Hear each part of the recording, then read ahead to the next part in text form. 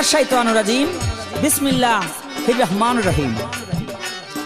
আমি শাহ আলম সরকার আর আমাদের মাননীয় সংসদ সদস্য বাউল সম্রাজ্ঞী মমতাজ বেগম পালা গান করতে এসছি। আজকের পালা হইল শরীয়তের আইন আর মারফতের সাধন। আমি শরীয়তের আইন সম্পর্কে গাইব আর সে মারফতের সাধন নিয়ে গাইবে। আর আজকের এই মাহফিল আমাদের এমপি সাহেবের প্রয়াত বাবা মধু বয়াতি, তার স্মরণে তার পাক দরবারের প্রতি আমার ভক্তি শ্রদ্ধা সালাম রেখে আমি পালা শুরু করছি।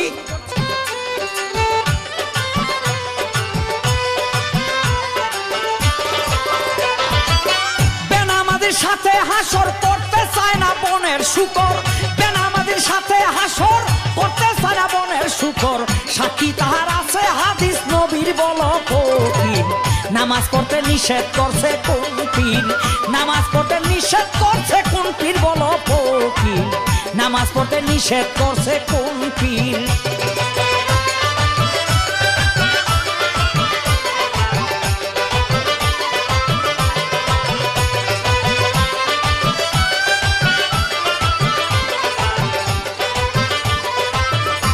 আস্তে আমাদের দেশে কিছু বেনামাজি পীর আছে, বেনামাজি ফকির আছে।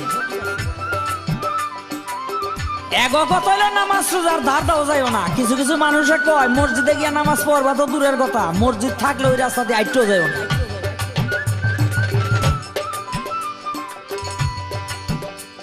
ওই যে এক শুকর জোলায় কাপড়ে মার দেওয়ার লাগিয়া ফ্যান কুড়াইয়া রাখে আর প্রত্যেক দিনই খেয়ে লায়। একদিন দুই দিন তিন দিন, একদিন তো জোলায় হাতের ভিতরে লাঠি লইয়া শুয়োর দিছে দৌড়ানি। শুয়োর দৌড়াই মাইরের ভয়ে পড়ছে গিয়া নবীর সামনে। শুয়োর কয় নবী আমারে বাঁচান। নবী কয় কি হইছে? কয় এই জোলাই আমার মারতে হইতাছে তাঁতি। নবী কয় এই তাঁতি মাইরো না। বলে নবী কোন কি মারুম না, বহুদিন নিষেধ করছি, এত কষ্ট করে পাড়ায় পাড়ার থেকে ফ্যান জোগাড় করে রাখি, আরে শুয়োরে দৈনিকি খেলা। আমার নবী কয় কিরে ঠিক নেই? বলে হ। কয় খাস কেন? কয় পেটে ক্ষুধা সহ্য করতে পারি না। কয় তোর যে কষ্ট হয়, কয় নবী আর খামো না। কয় যদি খাস, কয় আপনি কোন খাইলে কি হইব? কয় বেনামাজির লোকে তোর হাসরের ময়দানে যান উঠতে হয়। শুয়োরে কয় নবী অভিশাপ দিলে আপনি অন্য কিছু দেন আমি মাইনা নেব, কিন্তু বেনামাজির লোক আমি হাসরের মাঠে আমি শুয়োর উঠতে চাই না। বেনামাজির শুয়োরের চেয়েও বেনামাজি খারাপ। এই মারফতের ফকির সাহেব, আপনার কাছে আমার ছোট্ট করে একটা জিজ্ঞাসা, আপনি জবাব করবেন। আপনাদের মুখে শুধু শুনি মারফতের সাধন, মারফতের সাধন। এই মারফতের সাধনটা কি?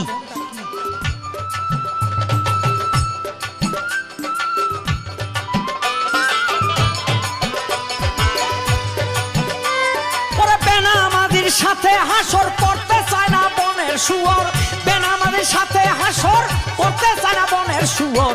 সাক্ষী তাহার আছে হাদিস নবীর বল ফকির, নামাজ পড়তে নিষেধ করছে কোন পীর, নামাজ পড়তে নিষেধ করছে কোন পীর বল ফকির, নামাজ পড়তে নিষেধ করছে কোন পীর।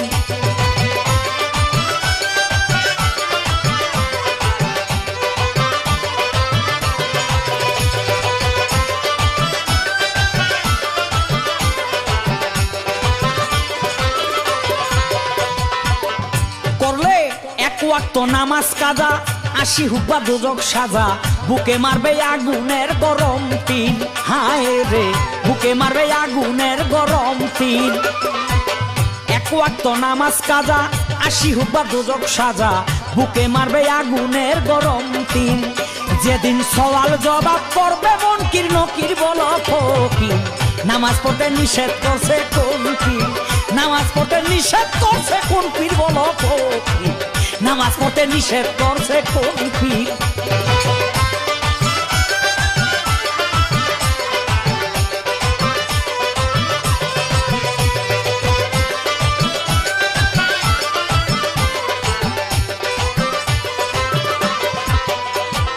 বলছে আল্লাহ পাক বাড়ি আল কোরআন মান্যকারী এই জগতে হয় প্রকাশ্য কাফির হায় রে এই জগতে হয় প্রকাশ্য কাফির বলছে আল্লাহ পাক বাড়ি আল কোরআন মান্যকারী এই জগতে হয় প্রকাশ্য কাফির হায় রে এই জগতে হয় প্রকাশ্য কাফির তুমি নামাজ পড়ো করো আল্লাহর জিকির বলো ফকির নামাজ পড়তে নিষেধ করছে কোন পীর নামাজ পড়তে নিষেধ করছে কোন পীর বলো ফকির নামাজ পড়তে নিষেধ করছে কোন পীর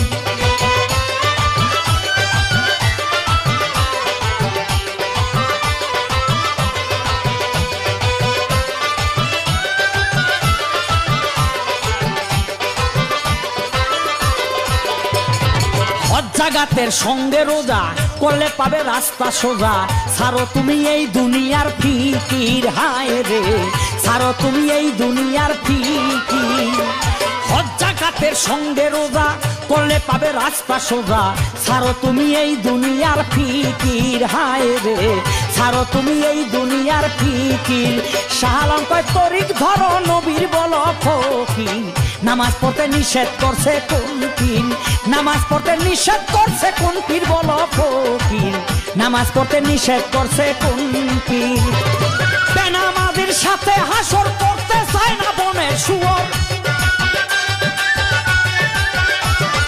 বেনামাজির সাথে হাসর করতে চায় না বনের শুয়োর সাক্ষী তার আছে হাদিস নবীর বলো ফকির নামাজ পড়তে নিষেধ করছে কোন পীর নামাজ পড়তে নিষেধ করছে কোন পীর বলো ফকির নামাজ পড়তে নিষেধ করছে কোন পীর নামাজ পড়তে নিষেধ করছে কোন পীর বলো ফকির নামাজ পড়তে নিষেধ করছে কোন পীর নামাজ পড়তে নিষেধ করছে কোন পীর বলো ফকির নামাজ পড়তে নিষেধ করছে কোন পীর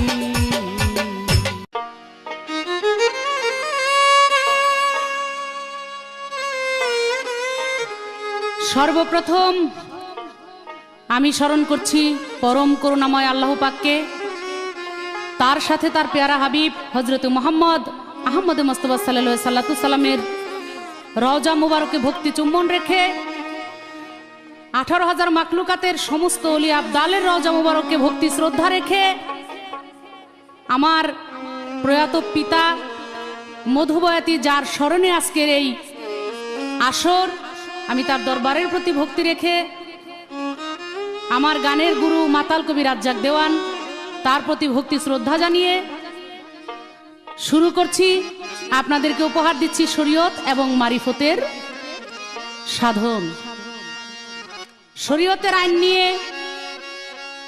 আজকে যিনি কথা বলছেন গান গাইছেন বাংলাদেশের প্রখ্যাত শিল্পী গীতিকার সুরকার অনেক গুণে গুণান্বিত আমাদের সকলের প্রিয় জনাব শাহ আলম সরকার তিনি চমৎকারভাবে প্রথম তার কিছু কথা এবং গান আপনাদেরকে শুনাইলেন আমি চেষ্টা করব তার প্রশ্নের জবাব দেওয়ার জন্য এবং কিছু কথা তুলে ধরার জন্য আপনাদের সবাইকে সাধুবাদ জানাই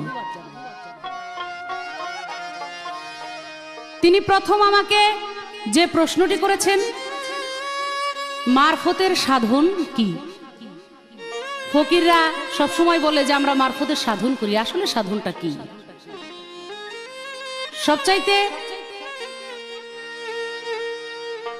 প্রথমেই আমার যেটা খারাপ লেগেছে ওনার একটা গানের উক্তি আমি জানি না উনি একজন শরীয়তের আলেম হয়ে কি করে এই শব্দগুলো প্রথম স্টেজেই আসরেই উনি মুখ দিয়ে বললেন এটা আসলে আমার জানা নেই নামাজ পড়তে নিষেধ করছে কোন পীর বলো ফকির বেনামাজির সাথে হাসর করতে চায় না বনের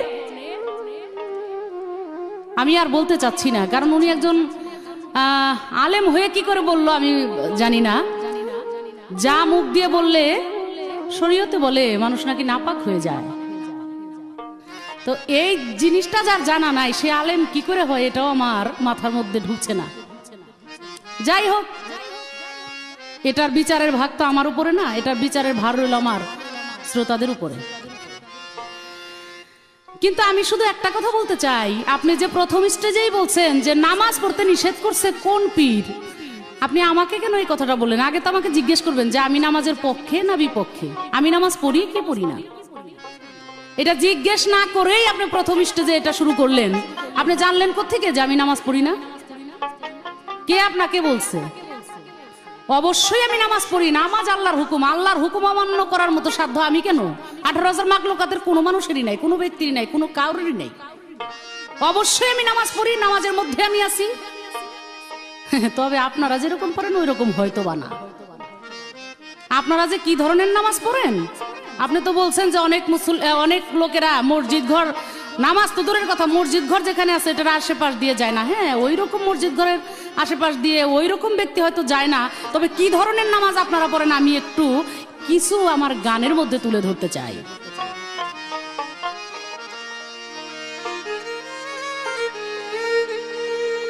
ওরে মন ধরলি নামাজ আর পড়লি নামাজ সারা জীবন ভর,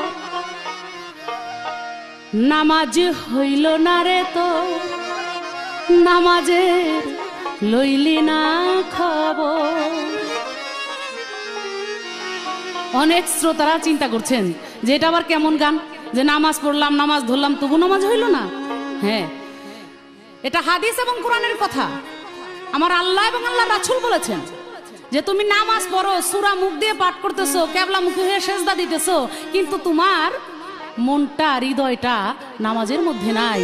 তোমার মন হৃদয় অন্য চিন্তা করছে, সংসারের চিন্তা করছে, কারে মারবেন, কারে ধরবেন, কারটা খাবেন, কারটা কি করবেন, এই চিন্তা করছেন।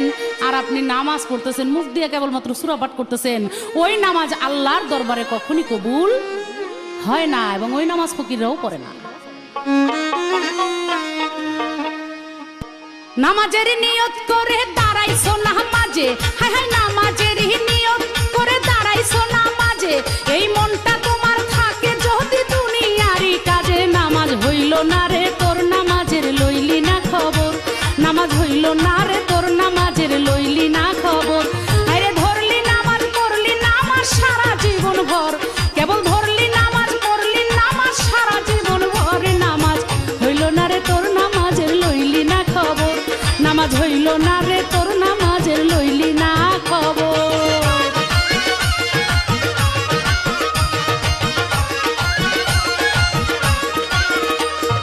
নামাজ তুমি ধর্ম জানো, চুরি তোমার পেশা, নামাজ তুমি ধর্ম জানো, চুরি তোমার পেশা, ওই নামাজ হইবে কবুল কেমনে করলাই আশা। নামাজ হইল না রে তোর নামাজের লইলি না খবর, নামাজ হইল না রে তোর নামাজের লইলি না খবর।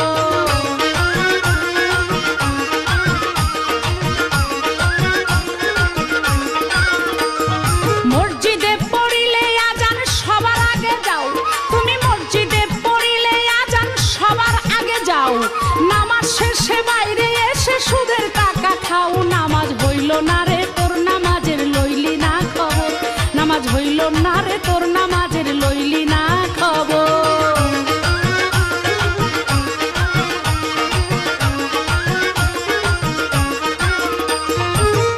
মুসলমান এবং আলেম,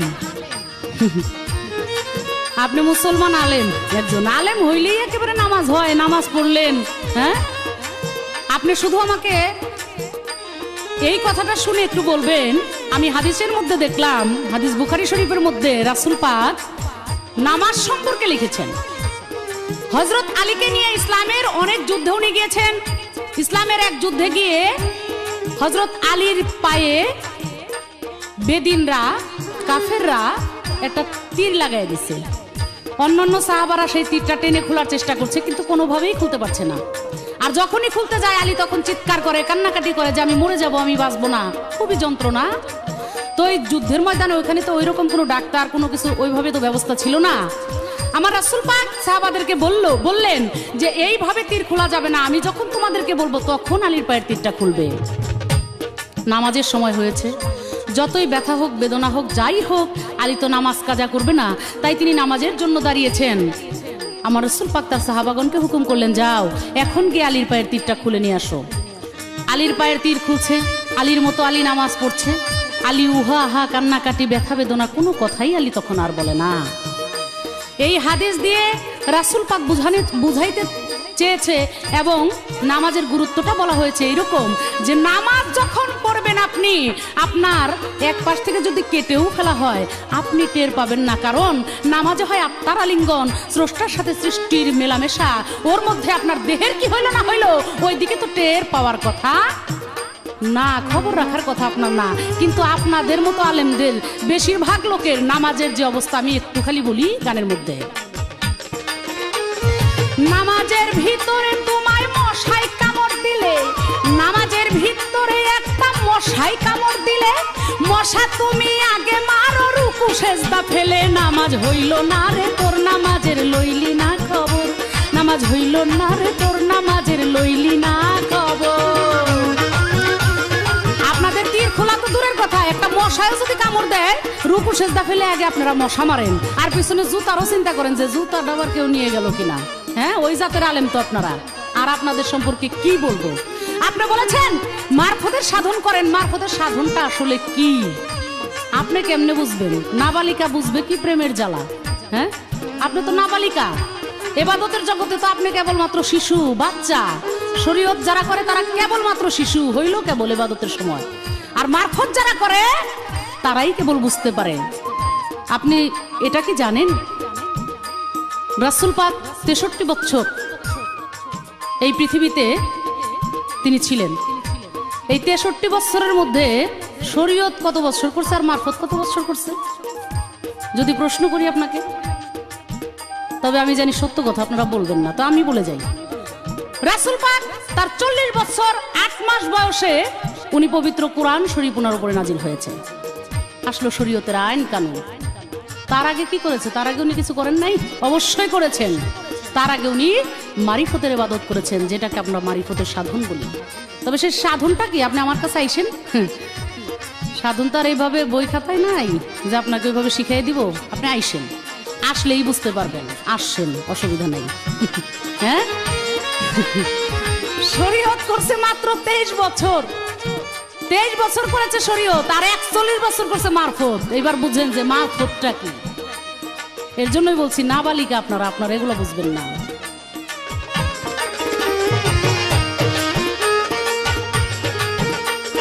পাঞ্জাবি পায়জামা টুপি সবই তোমার সাদা, পাঞ্জাবি পায়জামা টুপি সবই তোমার সাদা, শাহালঙ্কায় থাকলে মনে তিল পরিমাণ কাদা, নামাজ হইল না রে তোর নামাজের লইলি না খবর, নামাজ হইল না রে তোর নামাজের লইলি না খবর। আরে ধরলি নামাজ পড়লি নামাজ সারা জীবন ভর, কেবল ধরলি নামাজ পড়লি নামাজ সারা জীবন। আপনাকে শুধু আমি এখানে একটা প্রশ্ন রাখতে চাই, আপনি খালি জবাব দিবেন। মসজিদের কথা তো বললেন যে অনেক ফকিররা মসজিদের ধারে কাছ দিয়ে যাইতে চায় না। আপনি বললেন তো একটা মসজিদ আমার রাসূল পাক সে নিজে পুড়াইয়া দিছে, এটার কারণ কি ছিল? কি জবাব দিন। মসজিদ পুড়াইয়া দিছে রাসূল পাক, কি কারণে, কেন, কোন মসজিদ পুড়াইয়াছিল? আপনি সঠিকভাবে জবাব দিয়ে যাবেন। আরে ধরলি নামাজ পড়লি নামাজ সারা জীবন ভর, কেবল ধরলি নামাজ পড়লি নামাজ সারা জীবন ভর, নামাজ হইল না রে তোর নামাজের লইলি না খবর, নামাজ হইল না রে তোর নামাজের লইলি না খবর, নামাজ হইল না রে তোর নামাজের লইলি না খবর, নামাজ হইল না রে তোর নামাজের লইলি না খবর।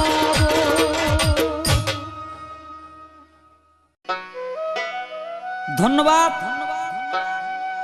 মারফতের ফকির সাহেব। আমার একটা গান ছিল, সেই গানের মধ্যে ছিল বেনামাজির সাথে হাসর করতে চায় না বনের শুয়োর, সাক্ষী তাহার আছে হাদিস নবীর, বলো ফকির নামাজ পড়তে নিষেধ করছে কোন পীর? আমারে কয় হ্যাঁ ওটা কইতেই চায় না। ওই যে এক বেটা বউরে বকা দিব, তোতলা বেড়ায় অনেক খালি করতেছে বেটি কয় বুঝছি তো, সুত মারানি কই বাজবে। তো বেটা কয় না, লগে জিও কমু, মানে লগে জিও কমু। তো আপনি যে কি কইবেন এটা কিন্তু আমি বুঝি। কই নামটা আমি কমু না, ওইটা কইলে মুখ অপবিত্র হয়ে যায়। মুখ অপবিত্র হয়, আগে শরীয়তের আইন সম্পর্কে জানতে হবে।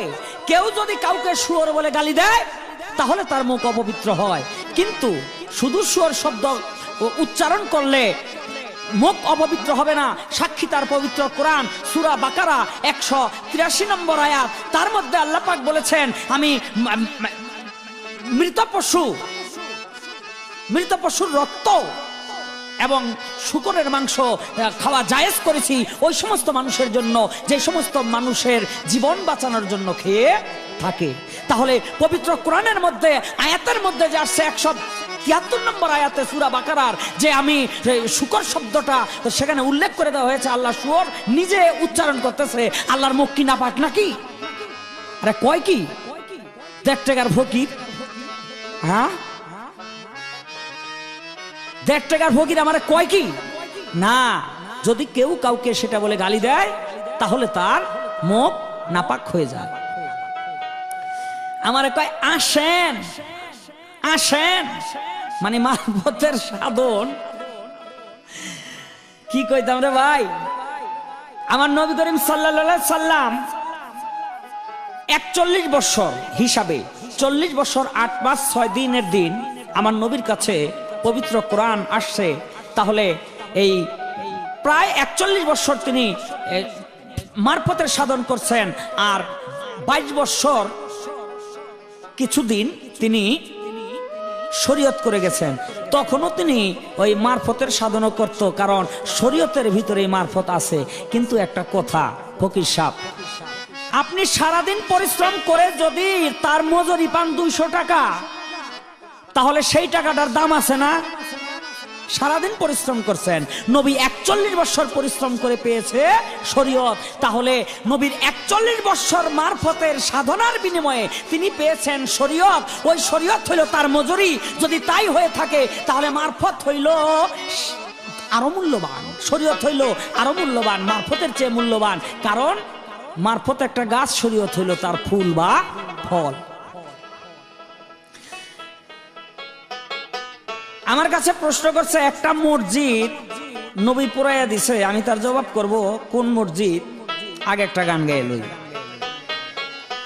ওরে গেল ইসলাম রসা তলে, গেল ইসলাম রসা তলে, বেঈমান ভণ্ডের ভিড়ে রে, ব্রহ্মাণ্ড ভরেছে ভণ্ড পীরে রে, এই ব্রহ্মাণ্ড ভরেছে ভণ্ড পীরে।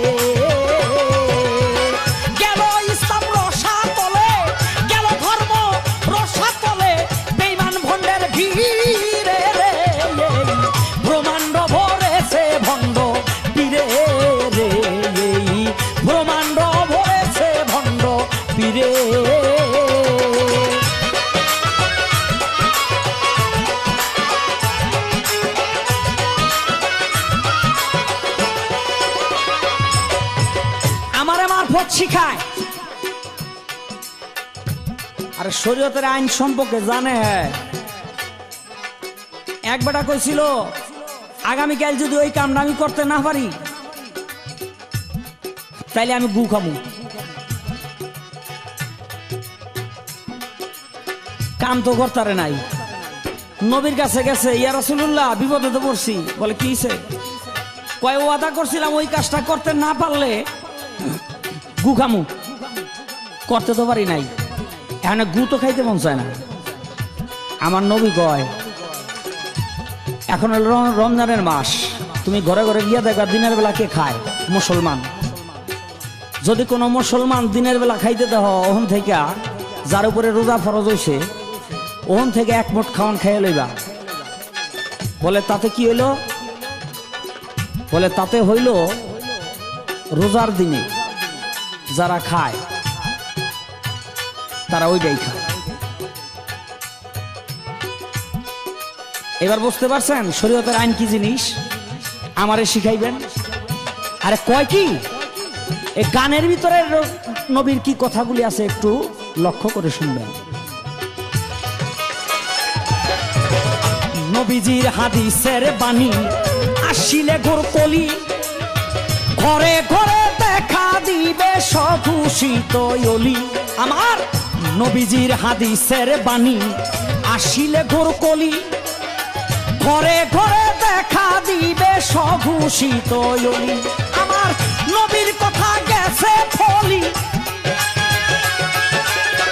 নবীর কথা গেছে ফলি, দেখি ধীরে ধীরে রে ব্রহ্মাণ্ড ভরেছে ভণ্ড পীরে রে, ব্রহ্মাণ্ড ভরেছে ভণ্ড পীরে।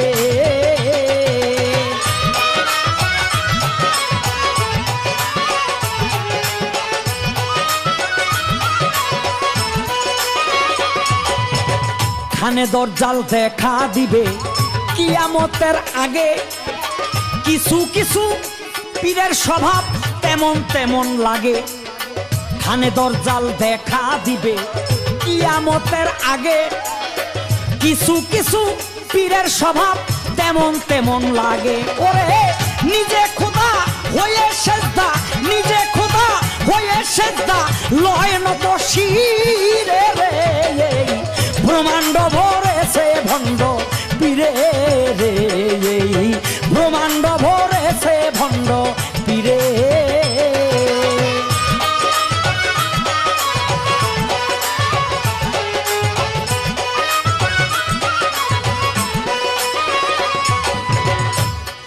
আমার নবী করিম সাল্লাল্লাহু আলাইহি সাল্লাম একটা মসজিদ নিজের হাতে পড়াই দিয়েছে, কারণ আছে। এই মসজিদটার নাম হলো জেরার মসজিদ। আমার নবী করিম সাল্লাল্লাহু আলাইহি সাল্লামকে দাওয়াত করে নিয়েছিল কিছু কাফের বেদিন হত্যা করার জন্য।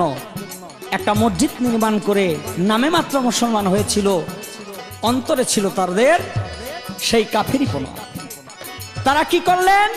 নতুন একটা মসজিদ নির্মাণ করে যেই জায়গাতে নবী ইমাম হয়ে দাঁড়িয়ে নামাজ পড়াবেন, ঠিক তার উপরে মস্ত বড় একটা পাথর বেঁধে রাখলেন, যেন বুঝতে না পারে এখানে পাথর আছে। নবী যখন ইমামের জায়গায় দাঁড়িয়ে সেজদার মধ্যে যাবেন, আর ওই পাথরটা উপর থেকে ছেড়ে দিবে, অত বড় পাথর যদি আমার হুজুর পাকের গায়ের মধ্যে পড়ে, হুজুর পাক জমিনে মিশে যাবে। ওই মসজিদের ভিতরে যখন আমার নবী একটা পা দিবেন, আল্লাহ কয় জিব্রাইল আমার দোস্তরে গিয়া কও ওই মসজিদের মধ্যে যেন নামাজ না পড়ে। বলে কেন? বলে উপর দিকে তাকাইতে কইও। আমার নবী ওই ঘটনা দেখে সঙ্গে সঙ্গে বলল যে মসজিদটা আগুন দিয়া পড়াইয়া দাও। এটা হলো জেরার মসজিদ। এই যে জেরার মসজিদ আমার নবী আগুন দিয়ে পড়াইয়া দিয়েছিল, আসলে কি সেইটা মসজিদ ছিল? আসলে সেইটা মসজিদ ছিল না, সেটা ছিল নবীকে হত্যা করার একটি মৃত্যু ফাঁদ। সে ফাঁদকে পোড়াইয়া দিয়েছে। আমার একটা প্রশ্ন আপনি জবাব করবেন।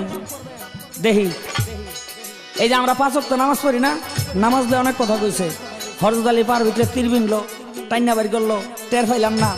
আমরা মশায় কামড় দিলে এমন করে মারি, জুতার দিকে খেয়াল রাখি। আর আল্লাহ সমস্ত কথা কইতে কইছে। আমার একটু জানবার বিষয়, এই 5 ওয়াক্ত নামাজকে আপনি এতই ঘৃণা করলেন। এই 5 ওয়াক্ত নামাজে হলো 17 ফরজ। 5 ওয়াক্ত নামাজে 17 ফরজ। ফজরের 2 রাকাত ফরজ, আসরের 4 রাকাত ফরজ, জোহরের 4 রাকাত ফরজ, মাগরিবের 3 রাকাত ফরজ, আর এশার হইল 4 রাকাত ফরজ। এই হলো 17 রাকাত ফরজ করে দিয়েছেন উম্মতের উপরে।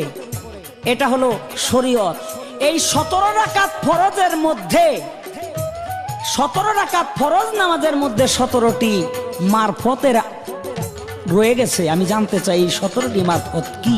17 রাকাত ফরজ নামাজ না পড়লে ওই 17টি মারফত কোনোদিন আদায় হবে না। এই আমার একটা জিজ্ঞাসা, দেখি সে কি জবাব করে। আমার দিনের নবীর মুখের বাণী যাবে কি আর ফেলা, বেনামাজি পীর হবে শয়তানেরও চেলা। আমার দিনের নবীর মুখের বাণী যাবে কি আর ফেলা, ওরে বেনামাজি পীর হবে শয়তানের সেলা। সরকার শাহ আলম কয় গেল বেলা, শাহ আলম কয় গেল বেলা, দেখ না পিছু ফিরে রে, এই ব্রহ্মাণ্ড ভরেছে ভণ্ড পীরে রে, এই ব্রহ্মাণ্ড ভরেছে ভণ্ড পীরে।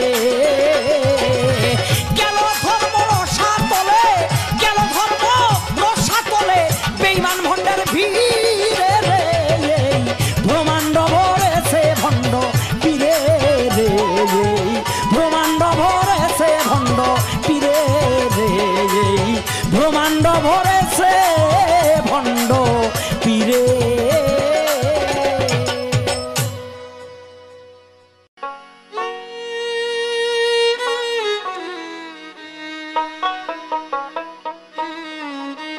সম্মানিত দর্শক মণ্ডলী, আমার যা কথা ছিল সেই কথার মীমাংসা দিয়ে আমাকে এবার কঠিন কিছু প্রশ্ন করেছে, আর প্রশ্নটা বেশ বড়।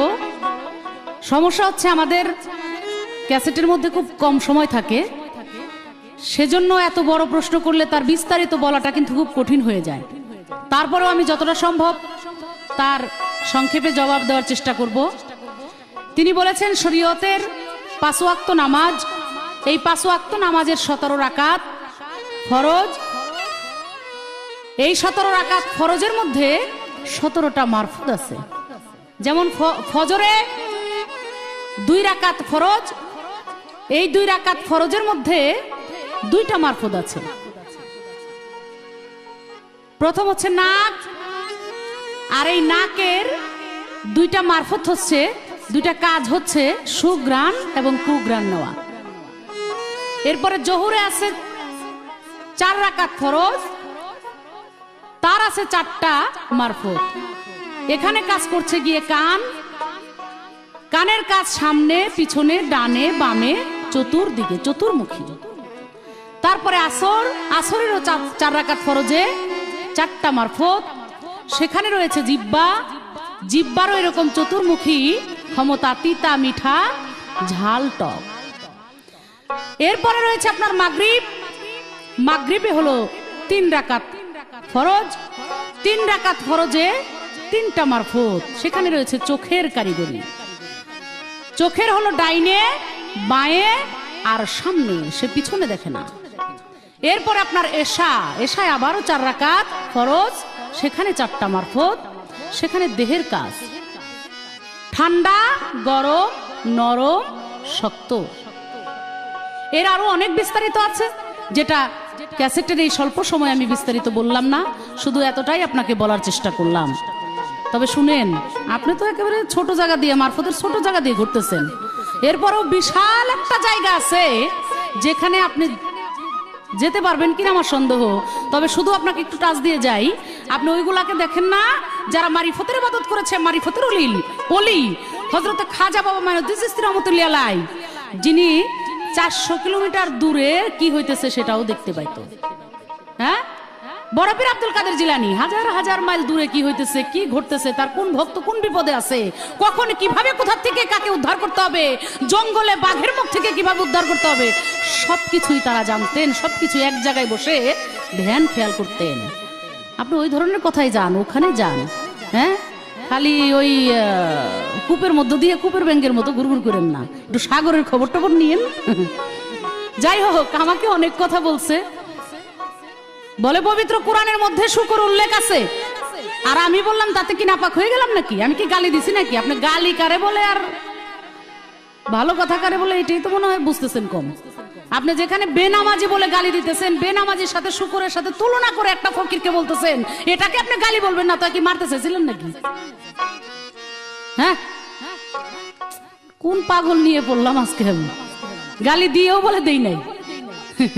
যাই হোক, আপনি যখন নরম হইছেন সেখানে আর আমার কিছু বলার নাই। তবে উনি বলছে এইবার আর একটা নতুন কথা, এটারেও গালি বলবে না মনে হয়, ওই যে রোজার মাসে খাইলে নাকি ময়লা খাওয়া হয়। আমি বুঝলাম না ভাই, আপনার গানের মধ্যে এই ধরনের কথাবার্তা আসতেছে কেন? ভালো 2-4টা কথা কি শিখেন নাই নাকি? সমস্যাটা কোথায় আপনার? নাকি আপনি গো হুজুররা প্রথম গেলেই মৌলবীরা আপনাদের এই ধরনের কথাবার্তাই শিখায়? যে যত ধরনের অ্যাটাকমূলক কথা আছে যে তুমি খারাপ খারাপ কথা বলে মানুষ আগে এইগুলোর মধ্যে আনবা, এরকম নাকি? আরে মানুষরা ভালো লাইনে আনতে হলে তো আপনার ভালো কথা বলতে হবে, সুন্দর কথা বলতে হবে। আপনি এমন কথা বলবেন যেই কথা শুনলে মানুষের প্রেম আসবে, ভালোবাসার সৃষ্টি হবে, শ্রদ্ধা বাড়বে, মানুষ শরীয়ত করতে চাইবে। আর আপনি যা বলতেছেন তাতে তো এর প্রতি কোনো প্রেম ভক্তি বিশ্বাস মানুষের হবে বলে আমার মনে হচ্ছে না। কি আর বলবো, দেখি মোল্লার একটা গানের মধ্যেই বলি। চাট গায়া দেশের পাট নাইয়া মোল্লারে, মোল্লা খাও যে বাড়ি বাড়ি, আরে বলো হিন্দু ঘোষের মিষ্টি খাওয়া রয় কোন সরাই জারি রে। চাট গায়া দেশের পাট নায়া মোল্লারে, খাও যে বাড়ি বাড়ি,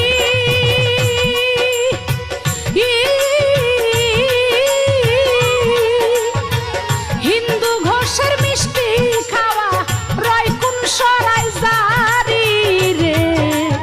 এ চাট গায়ের পাট নায়া মোল্লারে।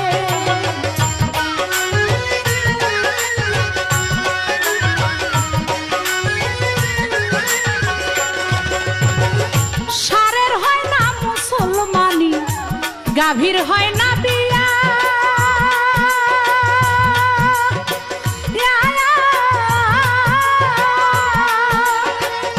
সেই গাভীর দুধ খাও মোল্লা কোন শরীয়ত দিয়া রে।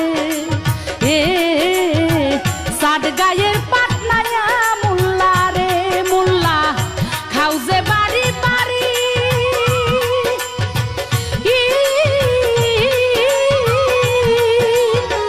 হিন্দু ঘোষের মিষ্টি খাওয়া রয় কোন সরাই জারি রে। এ সাত গায়ের পাট নায়া মোল্লা রে।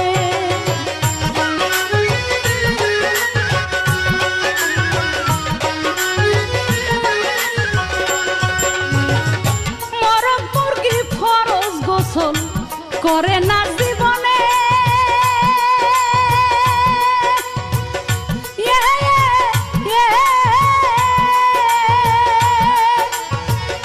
সেই মুরগির ডিম খাও মোল্লা বলো কোন বিধানে রে। এ সাত গায়ের পাট নায়া মোল্লা রে।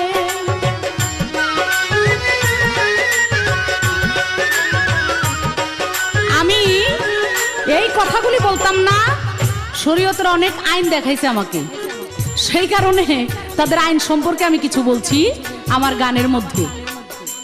আশা করছি আপনি কষ্ট পাবেন না,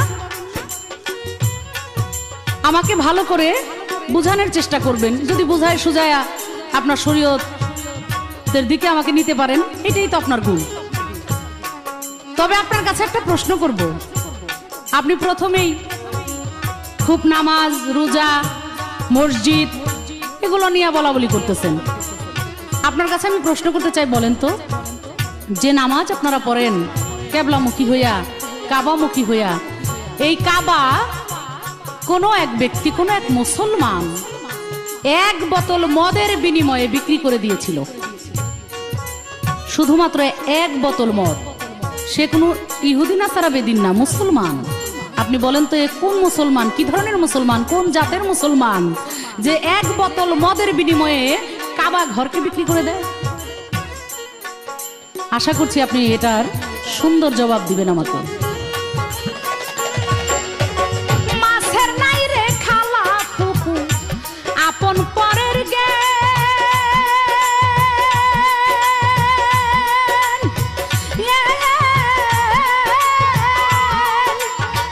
মমতাজ কই সেই মাছ খাওয়া যায় ছইল কেন রে। সাত গায়ের পাট নায়া মোল্লা রে, মোল্লা খাও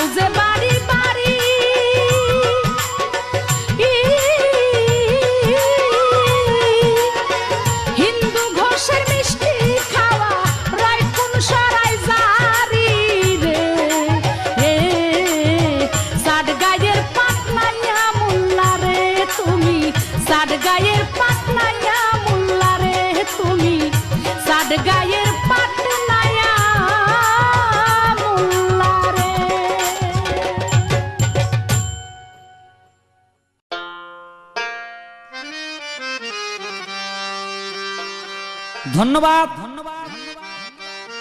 আমার প্রশ্নের জবাব করে আমার কাছে প্রশ্ন করলেন একটা, যে এক বোতল মদের বিনিময়ে যে কাবায় আমরা নামাজ পড়ি সেই কাবাকে বিক্রি করে দিয়েছিল কে?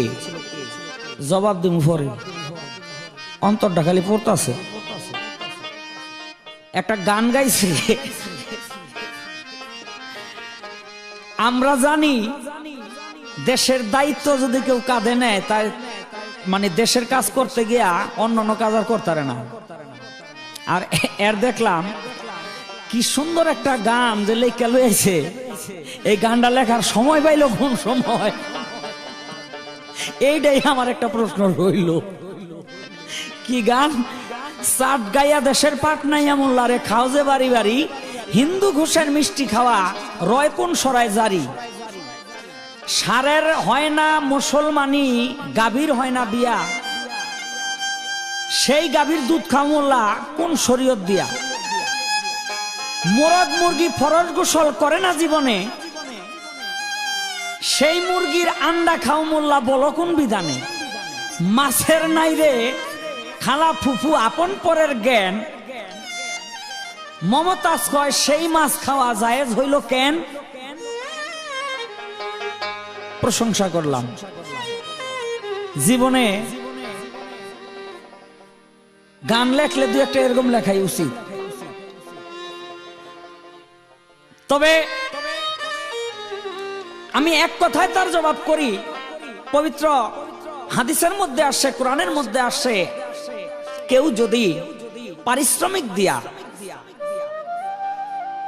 সদাইয়ের মূল্য দিয়া, হালাল পয়সা দিয়া কিনে খায় যে কোনো কারো কাছ থেকে, তাহলে সেই খাদ্যটা তার জন্য হালাল, হারাম হবে না, সেটা তার হালালই থাকবে। সে যেই বিক্রি করুক, ক্রয় বিক্রয়কে ইসলামে শরীয়তের আইনে জায়েজ করা হয়েছে। কয়েক খাজা বড় পীর হাজার হাজার মাইল দূরে থাইকা এগুলি দেখছে। তুমি তো খালি ওই যে নামাজের মধ্যে ডাইনে পিছে এদিক ওদিক দেখে এগুলি কম। হ্যাঁ, এটা ঠিক আছে, তবে একটা কথা, সেই কথাটা হইল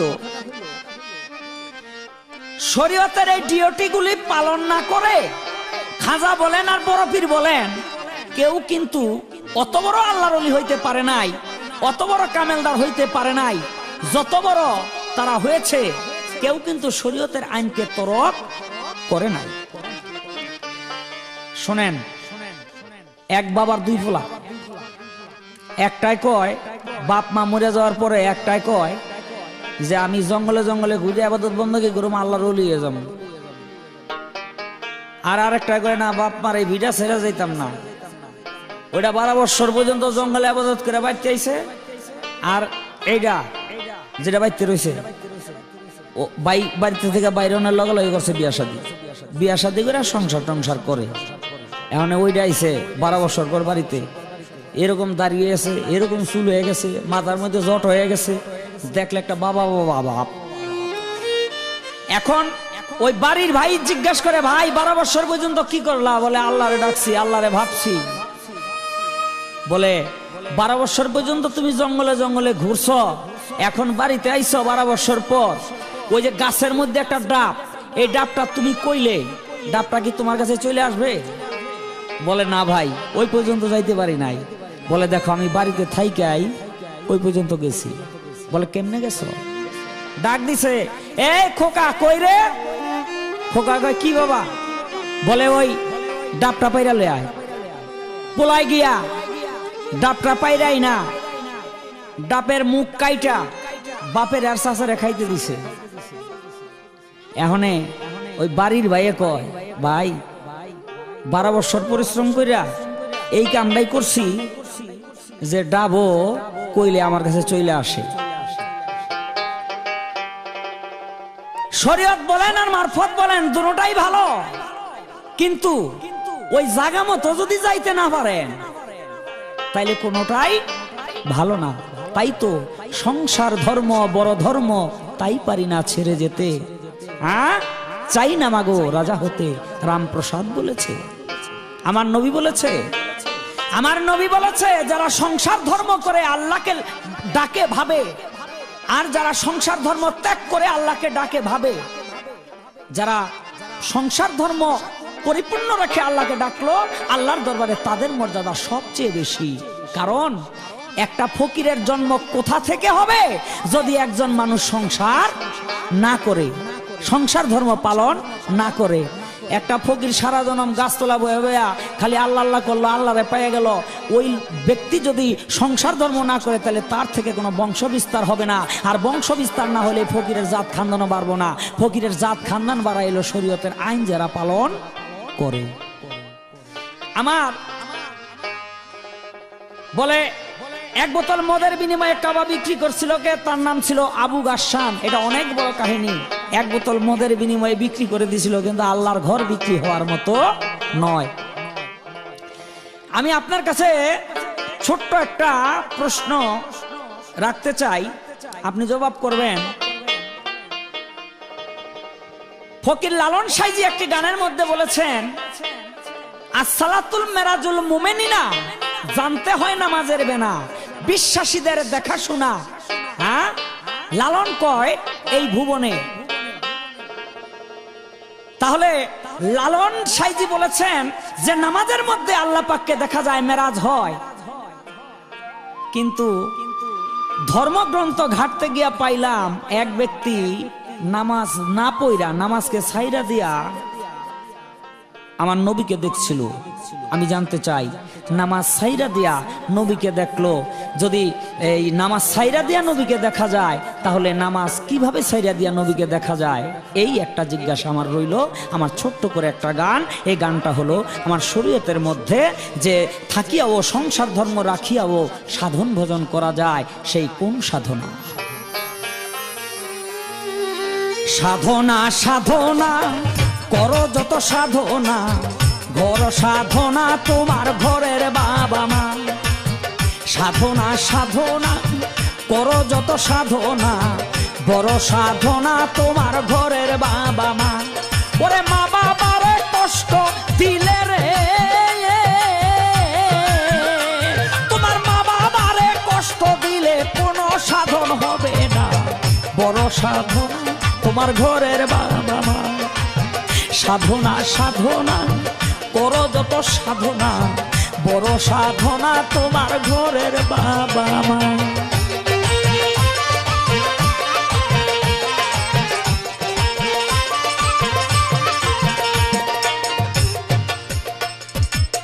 যাদের উসিলায় ভাইরে দেখলা ভবের মুখ, যাদের উসিলায় ভাইরে দেখলা ভবের মুখ, মানুষ কুলে জন্ম নিয়ে পাইলা কত সুখ। কাজে দেয় নাই বাবা তোমার, বড় কষ্ট পাবে। রোদ্রে পুরিবে সন্তান, বৃষ্টিতে ভিজিবে।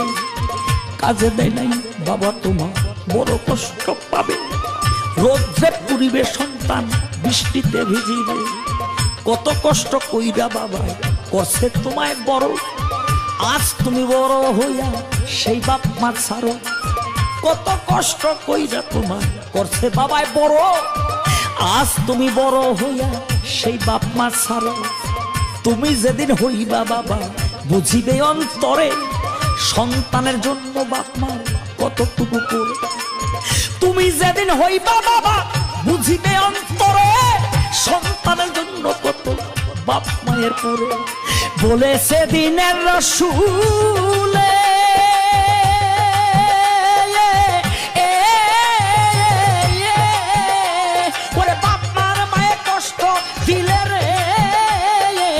বলেছে দিনের রসুলে,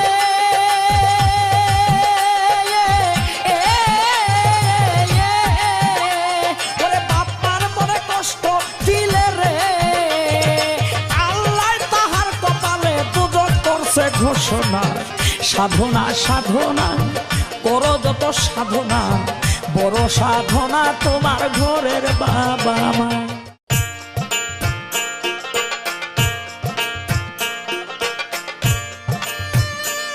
সম্মানিত সুধী, আমার প্রতিপক্ষ বন্ধু চমৎকারভাবে কথা রেখেছে এবং তার সঙ্গে গানটা আমার খুব ভালো লেগেছে। সাধনা সাধনা করো যত সাধনা, মা বাবাকে কেউ কষ্ট দিও না। এবং এই গানের মধ্যে আরো কিছু কথা শুনলাম, সুনজরে মা বাবার দিকে তাকাইলে তার নাকি হজ হয়ে যায়। বাহ, চমৎকার, খুব সুন্দর গান, খুব সুন্দর কথা। কিন্তু আপনি কেন গাইলেন এই গানটা?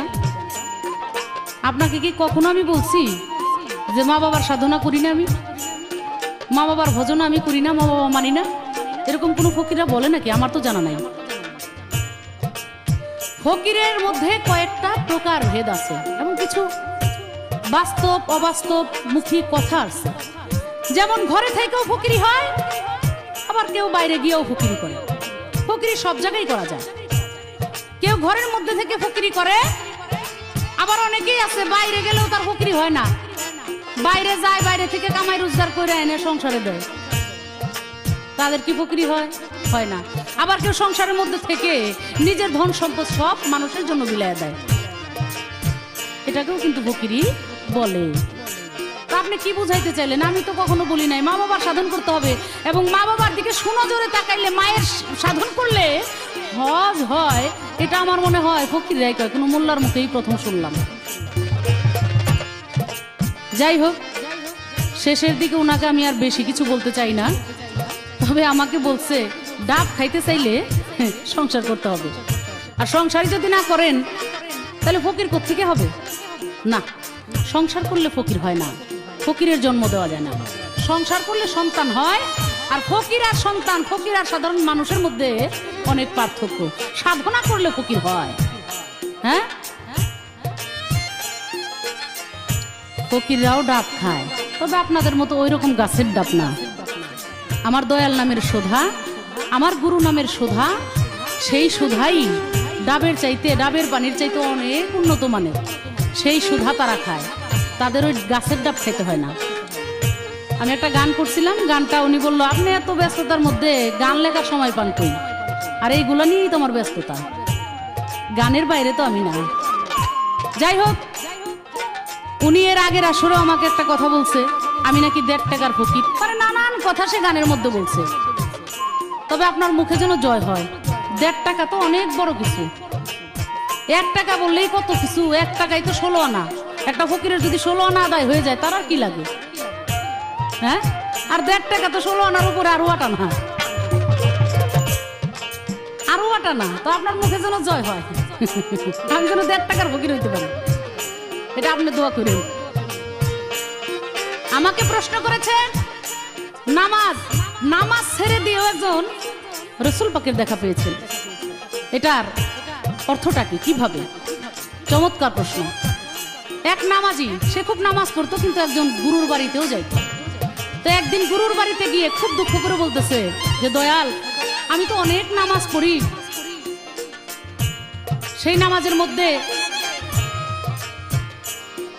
সুন্নত ফরজ সবই আমি আদায় করি, ফরজ করি আল্লাহর নামে, সুন্নত করি রাসূলের স্মরণ করে, কিন্তু আমি কোনোদিন আল্লাহ রাসূলের দেখা পাইলাম না।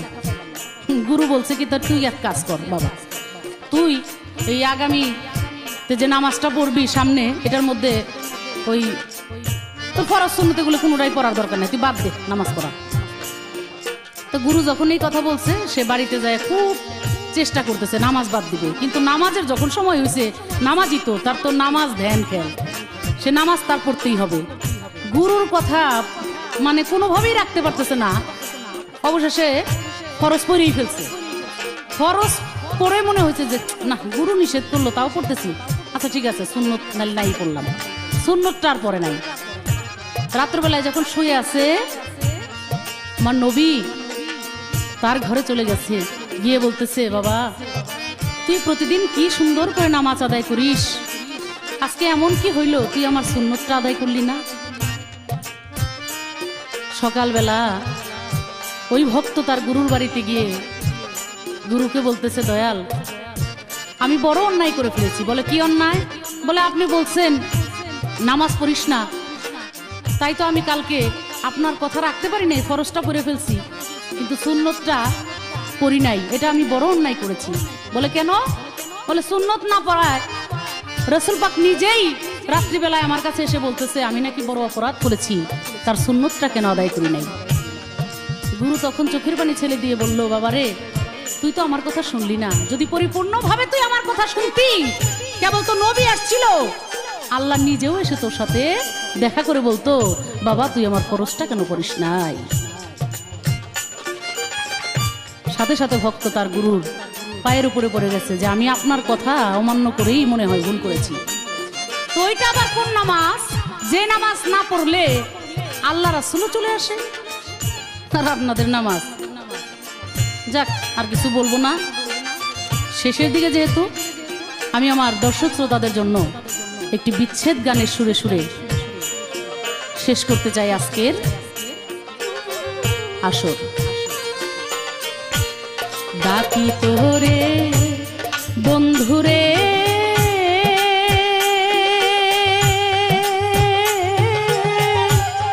দেখা দেওয়া আসিয়ারে, কোন দিন হবে তোর সাথে মিলন রে বন্ধু, কোন দিন হবে তোর সাথে মিলন,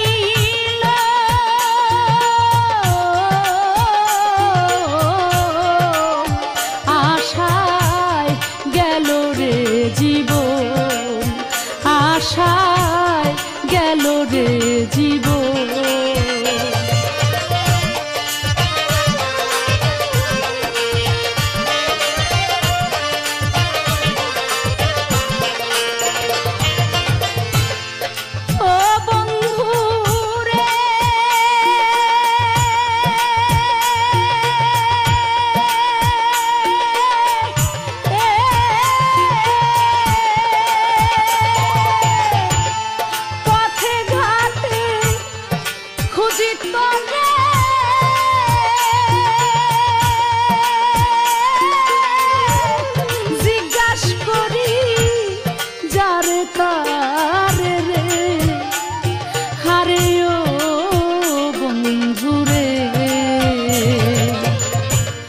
শহরে আর বন্দরে আমি খুঁজিলাম প্রতি ঘরে, কোথাও না পাই তোমার দর্শন রে বন্ধু, কোথাও না পাই তোমার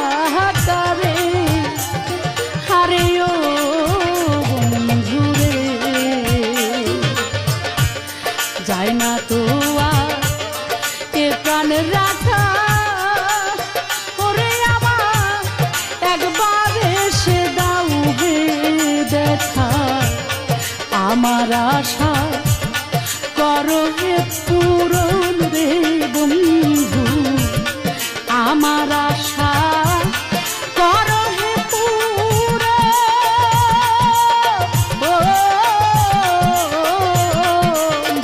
আশায় গেল রে জীবন, আশায় গেল রে জীবন।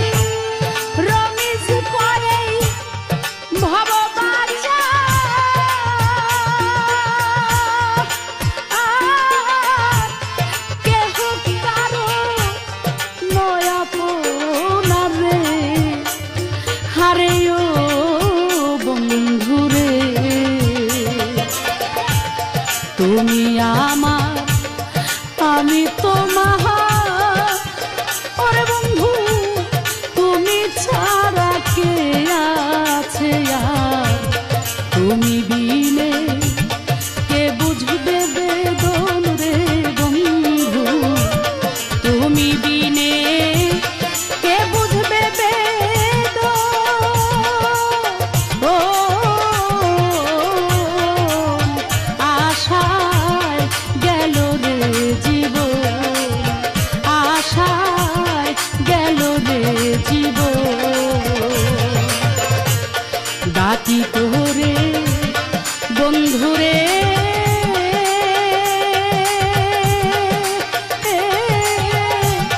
দেখা দাও আসিয়া রে, কোন দিন হবে তোর সাথে মিলন রে বন্ধু, কোন দিন হবে তোর সাথে মিলন। ও আশায় গেল রে জীবন, আশায় গেল রে জীবন, আশায় গেল রে জীবন, আশায় গেল